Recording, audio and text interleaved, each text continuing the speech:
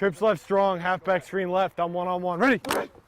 6'4", 225 pounds. He's a presence in the pocket. Hut! Not many high school quarterbacks in the country throw the ball better than TJ Linta. Throw, no one's open, run. He is mobile enough to move if he needs to, but he's also confident enough to stay in the pocket. Throwing is my main thing. Spend the night at a Hamden Hall game and watch the ball fly. Coach likes to call it the aerial circus. Hut! Linta is the ringleader, surrounded by a burly line and flanked with plenty of top-notch receivers. The Hornets quarterback is one of Connecticut's most sought-after recruits. ESPN ranked him second in the state. One to right double combo and one-on-one. Ready? You can't just hear that and not be flattered by it. It means I just have to work that much harder. I have to work like the #2 person in the state. Linta put himself on the map last season, passing for over 3,000 yards and 28 touchdowns. Like balls falling into the hands of his receivers, recruiting letters started hitting their mark. Probably over 100, I'd say, from 20, 30 schools. That's always been a dream of mine. I mean, my first dream was to start in high school, and after I did that, the goal was always, get into the best college you can and play football there.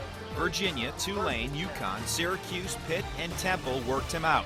So did all the Ivy League schools. The highest tier academically, I've always wanted to reach that point. Any day now, Linta will make his college decision. He has the grades for Yale, Brown, or Princeton, his Ivy favorites. If he had to decide today, that'd be a tough one. I wouldn't be able to do it. For him, academics has always come first. He's an A student.